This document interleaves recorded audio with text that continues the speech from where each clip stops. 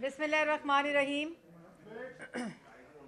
आप सबका बहुत शुक्रिया कि आप लोग एक दफ़ा फिर बहुत ही शॉर्ट नोटिस पे तशरीफ़ लाए।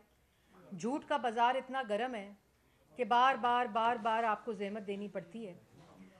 सबसे पहले तो मैं आज जो कमिश्नर रावलपिंडी ने बयान दिया है उसको एक झूठा बयान और मुज़हका ख़ेज़ बयान, जिसको मैं साबित करूँगी कैसे, और उसके ऊपर एक जो पूरी झूठ की डिजिटल मशीनरी है उसका कारोबार शुरू हो गया। सबसे पहले तो 8 दिन के बाद कमिश्नर साहब का ज़मीर जागा।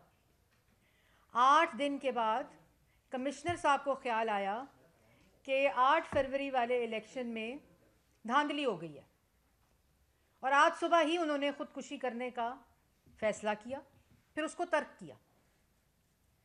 पहली बात तो पाकिस्तान की आवाम, क्योंकि सबको नहीं पता होता कि इलेक्शन लॉ में, इलेक्शन प्रोसेस में, इलेक्शन कमीशन के क्या रूल्स हैं। कमिश्नर जो होता है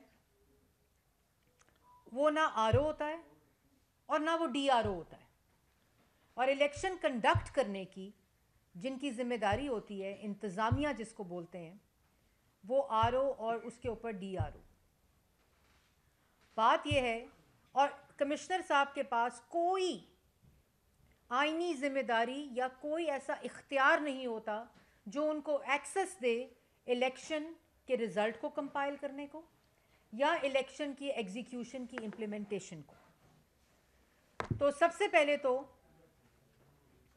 जो उन्होंने बयान दिया कि रावलपिंडी डिवीज़न के जितने लोग जीते हैं सिवाय एक के, जहाँ पीटीआई जीती है, वो रिज़ल्ट ठीक है। बाकी पिंडी डिवीज़न के जितने रिज़ल्ट्स हैं जहाँ पीटीआई हारी है, वहाँ 50-50 हज़ार की लीड देकर कैंडिडेट्स को जितवाया गया।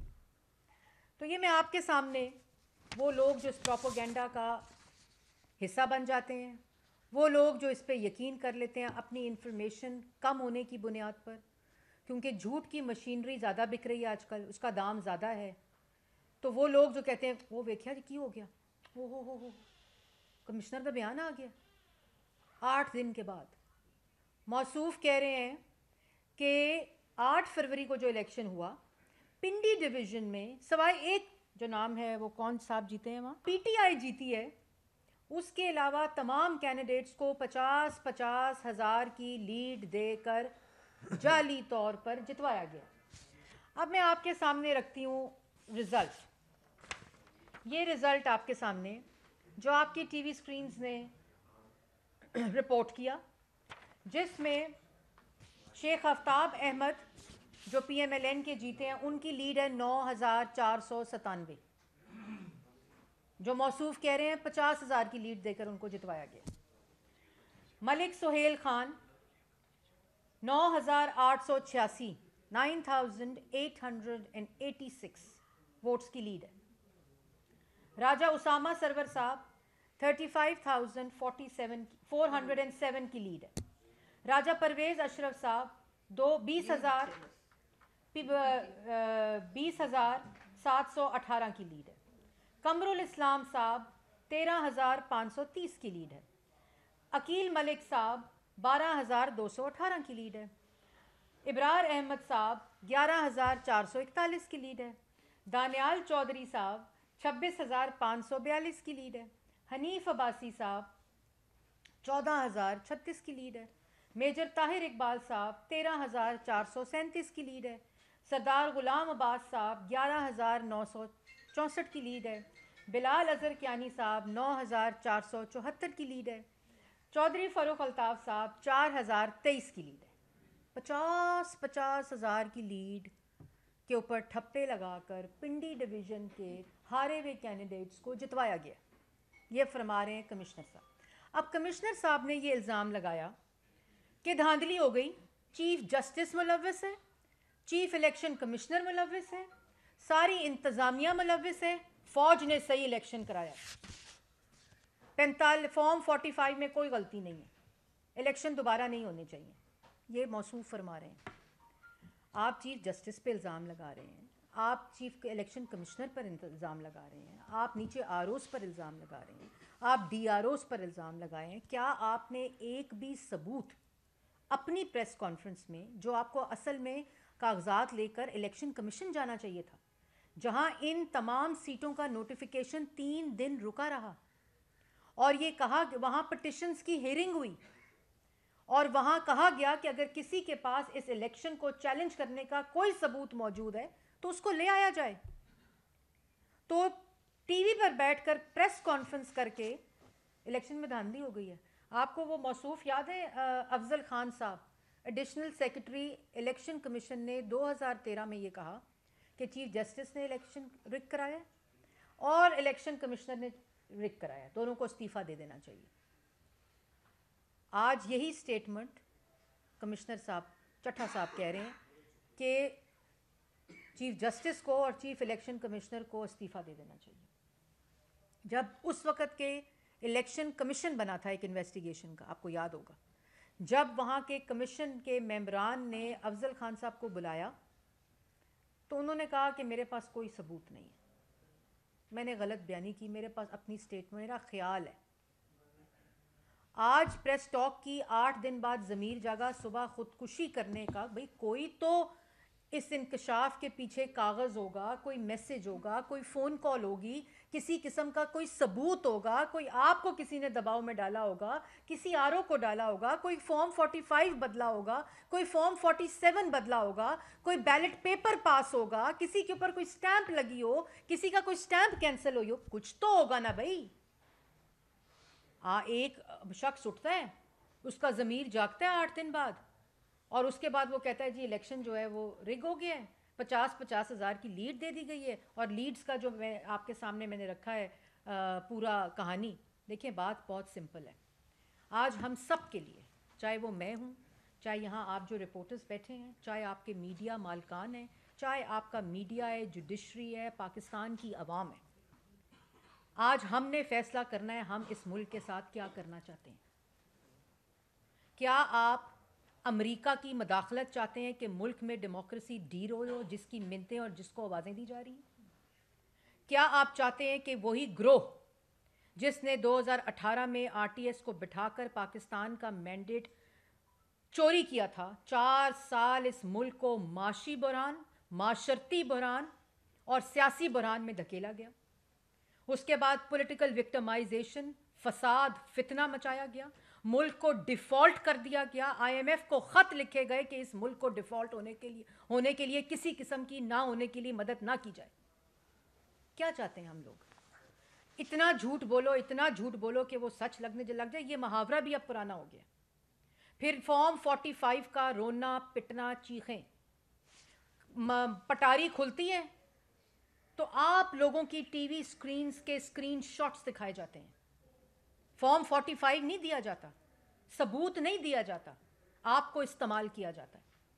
एक शख्स के बयान के ऊपर कोहराम मच जाता है बगैर किसी तहकीक के, बगैर किसी कॉन्टेक्स्ट के, बगैर किसी फिक्र के। फॉर्म 45 जाली इंटरनेशनल मीडिया के सामने पेश किया जाता है तो कल एक रिपोर्टर, मासूमाना सवाल, उस रिपोर्टर ने कहा कि फॉर्म 45 की कॉपी दे दें, और क्या आपने इस फॉर्म 45 का फोरेंसिक कराया? इंटरनेशनल मीडिया है ना, उसने सवाल कर लिया मासूमाना। जवाब क्या आया? हमारे पास कोई ओरिजिनल कॉपी नहीं है, हमारे पास स्क्रीनशॉट्स हैं चैनल्स के रिजल्ट सुनाने के।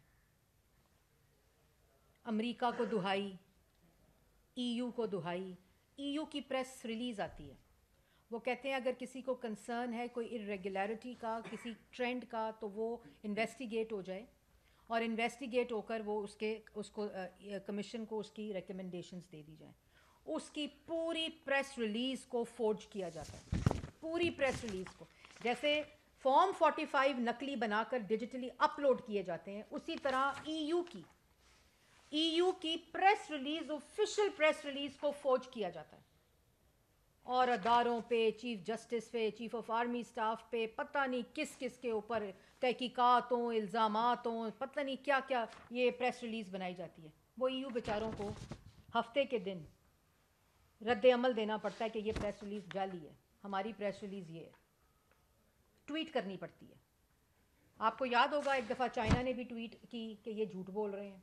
एक दफ़ा वो डिफिड ने, जिस शहबाज शरीफ साहब पे जो उन्होंने इल्ज़ाम लगाया, डिफिड ने संडे वाले दिन ट्वीट की। मेरा मुतालबा है पाकिस्तान मुस्लिम लीग नून की तरफ से, पहले तो मुतालबा ये है कि कमिश्नर साहब की पूरी तहकीकात होनी चाहिए।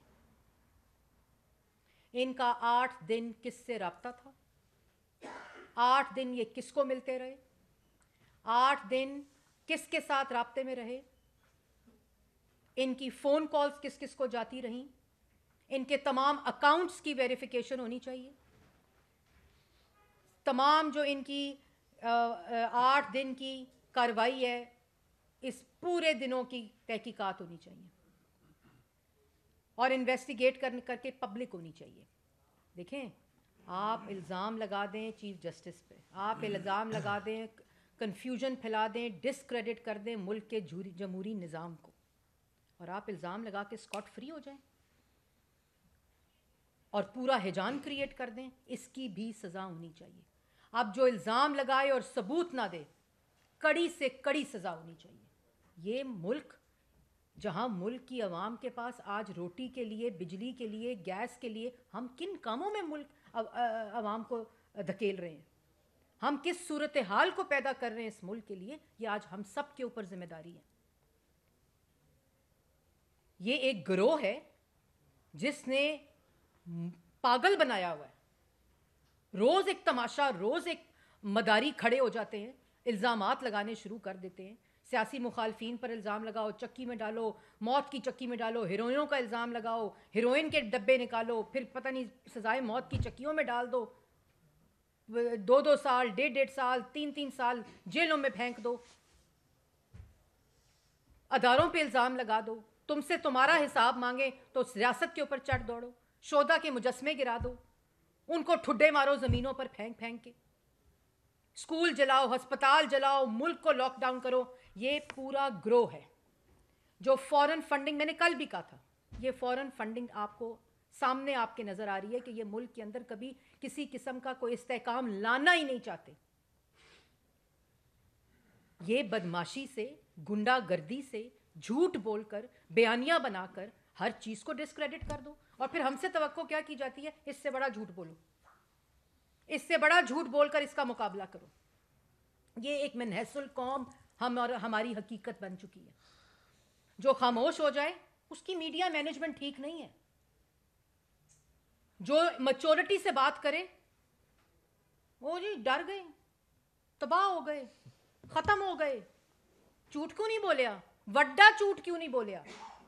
मतलब मैंने कल भी कहा था, आपको किसी किस्म का एतराज़ है, अमेरिका क्यों जाते हो यार, कॉन्स्टिट्यूशन एवेन्यू के ऊपर इलेक्शन कमीशन जाओ। आपको पास कोई, अगर आपके पास फॉर्म 45 है जिसमें आपको प्रॉब्लम है, कोई जालसाजी नजर आती है, तो उसको अदालत में लेकर जाओ। उसको किस किस्म का ये है कि मैरियट में बैठकर आप अनफोल्ड कर रहे हैं धांधली को। वो बड़ी अच्छी प्रेस कॉन्फ्रेंस थी जी, उन्होंने प्रोजेक्टर लगाया हुआ था, उन्होंने स्क्रीनशॉट लगाई हुई थी, वो बड़े बड़े वो ग्राफिक्स दिखा रहे थे, आप लोग क्यों नहीं दिखाते। मतलब मुझे समझ नहीं आती, बतौर तर्जुमान एक पार्टी के समझ नहीं आती कि क्या, किस तरह इस फितने का, और जितना बड़ा फितना उतनी बड़ी शाबाश, और कराया भी इसलिए जाता है कि हम भी वही काम करें, अफरा तफरी फैले, मुल्क में अनारकी फैले, मुल्क में फसाद हो। भाई तुम्हारे पास अगर कोई सबूत है, कमिश्नर साहब, तुम चीफ जस्टिस पर इल्ज़ाम लगा रहे हो, तुम इलेक्शन कमिश्नर पर इल्ज़ाम लगा रहे हो, तुम इलेक्शन को डिस्क्रेडिट कर रहे हो, यार कोई कागज तो दो, कोई सबूत तो दो, कोई एविडेंस तो दो। प्रेस कॉन्फ्रेंस में मेरी खुदकुशी का सुबह दिल कर रहा था, मैंने तर्क कर दी, मेरा ज़मीर जाग गया, मैं पुलिस के हवाले करता हूं। भाई पुलिस के हवाले, तुम्हारे अगर सामने कोई धांधली हो रही थी तो उस वक्त उन लोगों को पुलिस के हवाले करना था, अपने आप को पुलिस के हवाले करने की क्या जरूरत है, वो भी 8 दिन के बाद। कोई सबूत पुलिस के हवाले करो। चलो मीडिया पे प्रेस टॉक कर रहे हो, कोई सबूत दो मीडिया को कि यार ये फॉर्म 45 है, मुझे कहा था कि 50,000 की लीड लगा दो, ये बैलेट पेपर है, ये ठप्पे लगाए हुए हैं। वो कुछ नहीं है। इल्ज़ाम लगाया, स्क्रीनों पे आया, मीडिया पे अपना बयान, वो एक अमेरिका की एक पता नहीं दुनिया के किस किस जगह से पाकिस्तान तहरीक इंसाफ के ट्विटर हैंडल उसी वक्त एक्टिव होते हैं जब इस किस्म का कोई ना कोई कैरेक्टर उठ के इस तरह की हरकतें करता है। क्या चाहते हैं हम, क्या चाहते हैं? सबूत देना नहीं, जवाब देना नहीं, इल्ज़ाम लगाने। तो मैं तो सबसे पहले ये तहकीकात का मुतालबा करती हूँ कि ये बात छोड़, ये टेस्ट केस बनाना चाहिए इस शख्स को। अगर उस वक्त पीटीवी और रेडियो पाकिस्तान पे जो हमला किया था ना इस ग्रोह ने 2013 में, जब चाइना 14 में जब चाइना का सदर आ रहा था, उस वक्त इस फितने को ख़त्म करना चाहिए था, इसका सर कलम करना चाहिए था इन फितनों का। ये वही फितना है जिसने वो रेडियो पाकिस्तान पर तब हमला किया था, डी चौक पे कब्रें खोदी थी, गंदे कपड़े सुप्रीम कोर्ट को बंद किया था, पूरी पार्लियामान को बंद किया था। ये वही फितना है, ये वही फितना है। उसी फितने ने फिर आरटीएस बिठाया, मैंडेट चोरी किया, मुल्क को माशी तौर पर मफलूज किया, माशरती तौर पर मफलूज किया, सियासी तौर पर मफलूज किया। ये वही फितना है जिसने IMF को खतूत लिखे कि मैं मुल्क को डिफॉल्ट करके गया हूं, इस मुल्क को नहीं तुमने मदद देनी। ये वही फितना है जिसने दोबारा मुल्क के अंदर दहशतगर्दी वापस लेकर आए। ये वही फितना है जिसने दोबारा से 9 मई वाले वाकयात किए, लूट लूट के खसूट खसूट के मुल्क को चले गए। 9 मई में रियासत पर तल चढ़ दौड़े। इसी फितने ने रेडियो पाकिस्तान पेशावर पर हमला किया, यादगारों पर हमला किया, शोधा की, GHQ पर हमला किया। इनकी आंख ठंडी नहीं हो रही, इनकी बकवास खत्म ही नहीं हो रही। मतलब कि किधर मुल्क को लेके जाना चाहते हैं, क्या चाहते हैं मुल्क से? आप आके बता दें कि हम ये चाहते हैं मुल्क को करना। मतलब हम लोग, please I respect and I request everyone कि हम लोगों को सबको जिम्मेदारी का सबूत देना चाहिए। मुल्क के कितने क्रिटिकल जंक्चर से गुजर रहा है, इतनी क्रिटिकल कैफियत से गुजर रहा है कि ये सबका नुकसान हो जाएगा अगर कोई बड़ा नुकसान हो गया तो। Please hold your horses, please खुदा का वास्ता है एक जिम्मेदारी का सबूत दें। आपने इल्ज़ाम लगाया है, आप सबूत दें। आप कोर्ट ऑफ लॉ में जाएं, आप चीफ जस्टिस जिसके ऊपर इल्ज़ाम लगाने उसकी अदालत में जाएं, वहाँ और जजेस भी बैठे हुए हैं। आप इलेक्शन कमीशन में जाएं, कमिश्नर के, चीफ इलेक्शन कमिश्नर के अलावा और चीफ इलेक्शन कमिश्नर भी बैठे हुए हैं। आप इस्लामाबाद हाई कोर्ट में जाएं, लाहौर हाई कोर्ट में जाएं, सिंध हाई कोर्ट में जाएं। यार आप अमेरिका जा रहे हैं। लोगों को मुल्क के अवाम की महंगाई की बात करनी चाहिए कि किस तरह ख़त्म करनी है, इस मुल्क को किस तरह इन माशी बहरानों से निकालना है जो ये फितरा हवाले करके गए हैं। हम रोज़ किस चक्कर में इस झूठे उसके पीछे पड़ जाते हैं। मैं आप लोगों से भी दरख्वास्त करती हूँ, मैं मीडिया से भी दरख्वास्त करती हूँ, हाथ जोड़ के दरख्वास्त करती हूँ, खुदारा इस मुल्क के बारे में सोचें। मैं आज भी कहती हूँ, किसी को कोई एतराज़ है, किसी हल्के के ऊपर एतराज़ है, किसी भी रिजल्ट के ऊपर एतराज़ है, किसी एक फॉर्म 45 के ऊपर एतराज़ है, आप उसको लेके जाएं, इलेक्शन कमीशन के सामने रखें। इलेक्शन कमीशन नहीं सुनता, उसको हाई कोर्ट के सामने रखें। हाई कोर्ट नहीं सुनती, उसको सुप्रीम कोर्ट के सामने रखें। भाई कहीं तो रखें अपने सबूत को। पता नहीं वो क्या कहते थे, वो जो साहब थे इनके, कितना पैसा बाहर से लाएगा, 200 अरब डॉलर, 200 अरब डॉलर लाएगा, वो आएगी, वो मुंह पे मारेंगे। मुंह पे मारते मारते मुल्क को कहाँ पहुंचा दिया यार। डॉलर तो एक भी वापस नहीं आया। इसलिए मैं आप सबसे गुजारिश करती हूँ, कमिश्नर साहब जो आज बहुत पूरा दिन एक तमाशा रहा मुल्क के अंदर, गवर्नमेंट्स बन रही हैं, हुकूमत साजी के ऊपर मुशावरत हो रही है, इस मुल्क को इन बहरानों से निकालने की बात हो रही है, किस तरह हम इस मुल्क को यहाँ से निकालें। आप एक कागज़ कोई कागज़ ले जाता है तो साइफर बन जाता है, मेरी साजिश होकर मेरी हुकूमत गिरा दी। वो पूरा बयानिया बड़ा अच्छा बयानिया जी, इमरान खान का इतना अच्छा बयानिया, उसका आप मुकाबला ही नहीं कर सकते। हाँ हम नहीं कर सकते, हम अपने कौमी राजों को लहरा लहरा कर बयानिया नहीं बना सकते। हम GHQ पर, हम एम्बुलेंस पर, हम जिना हाउस पर हमले कर कर बयानिया नहीं बना सकते। आई कंसीड। हम झूठ को बेचकर इस अवाम को मुश्किलात में डालकर बयानिया नहीं बना सकते। मतलब कि साइफर को उठाओ तो साजिश हो गई है, मुल्क की गद्दारी हो गई है, बाद में पूछो तो कहा था पता नहीं क्या था साइफर। मतलब कि मैं अभी भी मैं कहती हूँ कमिश्नर साहब, आपका ज़मीर जागा, अल्हम्दुलिल्लाह, मगर आप बयान अपने कोई सबूत दें। वो चीफ जस्टिस साहब की मैं भी स्टेटमेंट सुन रही थी जब मैं प्रेस टॉक करने आ रही थी कि भाई इल्ज़ाम लगाना सबका हक है, मैं आप पे इल्ज़ाम लगाऊं, आप मेरे पे इल्ज़ाम लगाएं, सबूत दें। ये तमाशा ख़त्म ही नहीं होता इल्ज़ाम का।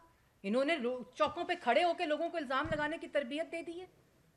जिस दिन किसी की बच्ची के ऊपर आवाज़ कसी जाती है उस दिन एहसास होता है कि क्या ये तरबियत है जो हमने जिस कौम को जिस तरबियत के ऊपर लगा दी है, अपनी यंगर जनरेशन को किस तबाही के ऊपर लगा दी है। आप भी बदतमीजी करें, आप भी आगे से जवाब दें, किस तरफ लेके जाना चाहते हैं हम मुल्क को। जी सवाल कोई है तो पूछिए। मैडम ये बताइएगा कि अभी आप जो कमिश्नर साहब हैं, अभी आपने पहले ये करें ना, सबके जवाब दें। कमिश्नर है वो ये कह रहे हैं कि वो आरओज और डीआरओ सामने आ जाए तो उसके बाद क्या चीजें क्लियर हो जाएगी मुकम्मल तौर पे। ओ भाई सामने किधर आ जाएं? आरओ ने जाकर इलेक्शन पोलिंग स्टेशन से प्रिजाइडिंग ऑफिसर से रिजल्ट लेके जमा कराया। वो कहीं छुपे तो नहीं हुए, वो कोई मखलूक तो नहीं है जो नजर नहीं आ रही, वो जिंदा जागते लोग हैं। सामने आए, पीछे रहे, स्लाइड पे खड़े हों, उन्होंने अपनी जिम्मेदारी पूरी की है, रिजल्ट दे दिया। आपके पास कोई ऑल्टरनेटिव रिजल्ट है, आपके पास कोई सबूत है, दे दें। किसने रोका है आपको? आपने न्यूयॉर्क जाके देना है, आप न्यूयॉर्क जाके अपने सबूत दे दें। वॉशिंगटन जाके देना है, वॉशिंगटन जाके सबूत दे दें। सबूत तो दें यार। अच्छा मैडम, ये बताइए कि कमिश्नर साहब ने बराह रास्त मुस्लिम लीग नून पर इल्जामात नहीं लगाए। ये इल्जामात चीफ इलेक्शन कमिश्नर साहब पर हैं और चीफ जस्टिस साहब पाकिस्तान पर हैं, तो मुस्लिम लीग नून क्यों इतना गुस्सा कर रही है? आपने शायद पूरी स्टेटमेंट नहीं सुनी, और मैं गुस्सा नहीं कर रही। I swear to God I am sad, मैं दुखी हूं। उन्होंने कहा पिंडी डिवीजन के मुस्लिम लीग नून के जीते हुए उम्मीदवारों को ठप्पे लगाकर 50-50 हज़ार की लीड दी गई है, ये कह रहे हैं। और मैं एक और भी बात कहना चाहती हूँ, ये जो कमिश्नर साहब है ना, इनको फौरी तौर पर ईसीएल पर डाला जाए। इनको भागने की ना, जहां से मददें मांग रहे हैं दुनिया के किसी भी हिस्से, he should be put on ECL immediately. और इनके सारे रिकॉर्ड को, इनके फोन्स को, इनके तमाम रिकॉर्ड्स को कस्टडी में लेना चाहिए। कोई बंदा ये मुल्क के अंदर हिजान फैलाकर, इस तरह की सूरत हाल फैलाकर भागने की इजाजत नहीं देनी चाहिए, और जो इनको भागने देगा वो खुद इसके अंदर मुलविस होगा। अच्छा मरियम साहब, कल पीर बगाड़ा साहब ने कहा कि इम्कान या खर्चा ये है कि कहीं इमरजेंसी या मार्शल लॉ लग जाए। आज एक बड़ा इस्तीफा आया, फिर आपने खुद कहा कि बड़ा हिजान उससे बर्पा मुल्क में हुआ, आप भी बड़ी खासी जज्बाती दिखाई दे रही है उसके ऊपर।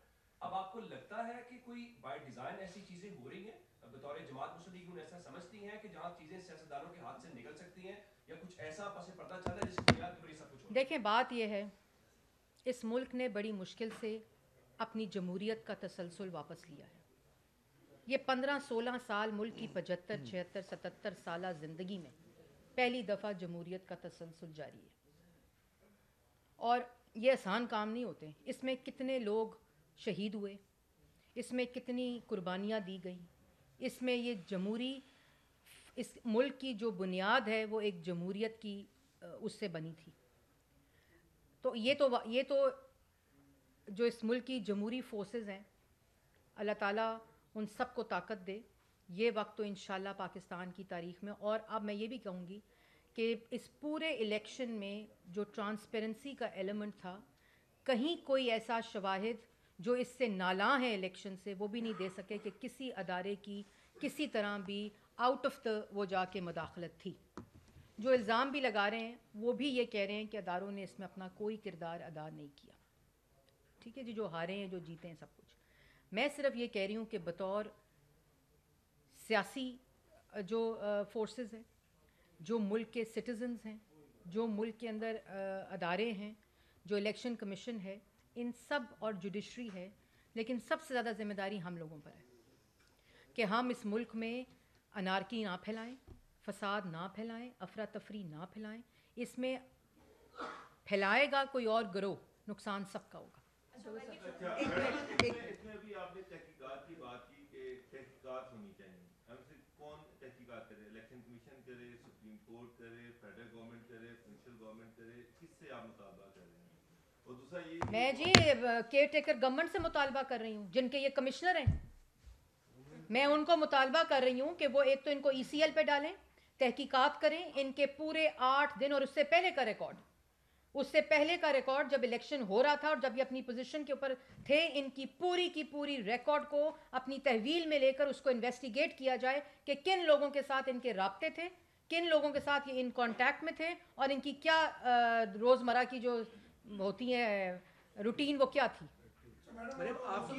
और ECL पे डाला जाए। आपकी गवर्नमेंट आ रही है, आपने अभी कहा कि मुल्क गैर यकीनी सूरत से गुजर है, जब तक हुकूमत साजी का अमल मुकम्मल नहीं होता तो ये अगर कोई साजिश भी कर रहा है तो उनको ऐसे मौके मिलते रहेंगे। आपकी पीपल्स पार्टी से मुज़ाकरात कहाँ तक पहुंचे? और दूसरा, कल ऐसी खबरें भी आई हैं कि मुस्लिम लीग नून वफाक में हुकूमत ना लेने का बाद रहनुमा ने मशवरा किया है। एक्सप्रेस TV एक स्टेटमेंट चला रहा है, मुझे अफसोस है कि मुझे एक्सप्रेस का नाम लेना पड़ रहा है, लेकिन यही अब तरीक़ाकार है कि मरियम औरंगज़ेब ने कमिश्नर के इल्ज़ामात की तहकीकात करने का मुतालबा कर दिया। अपनी रिपोर्टिंग को ठीक कर लें।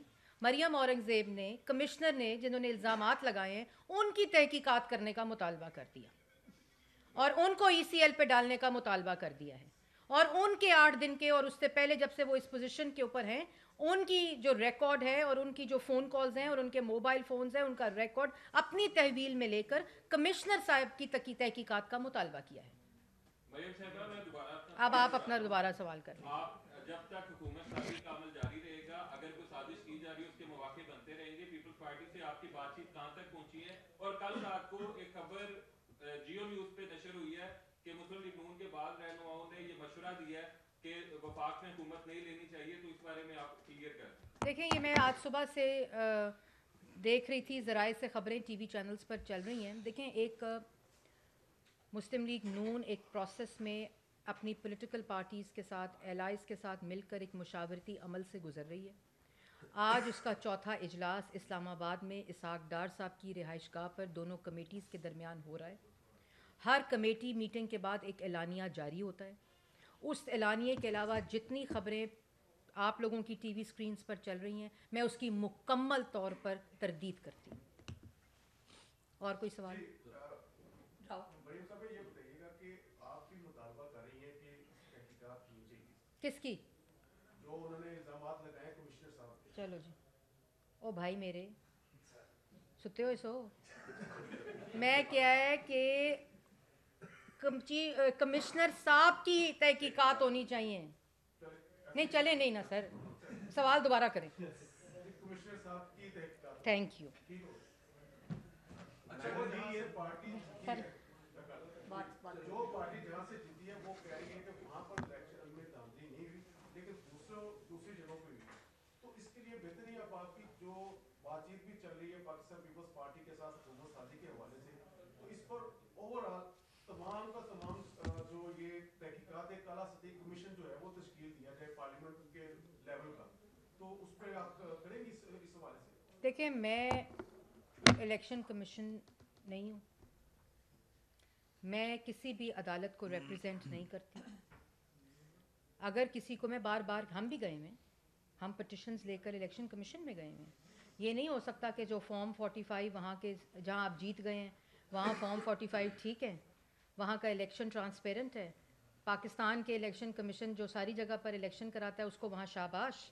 जहाँ आप हारे हैं वहाँ इलेक्शन कमीशन को गाली, वहाँ फॉर्म 45 जाली, और वहाँ जो है इलेक्शन धांधली हो गई है। ये तो नहीं हो सकता ना। तो आपने जो बात की, अगर किसी ने नोटिस लेना है किसी चीज़ का तो वो नोटिस लिए जा रहे हैं। इस वक्त भी इलेक्शन कमीशन में पिटिशन्स सुनी जा रही हैं, हेयरिंग हो रही है, और पब्लिक हेयरिंग है, ओपन हेयरिंग है, मीडिया के सामने है।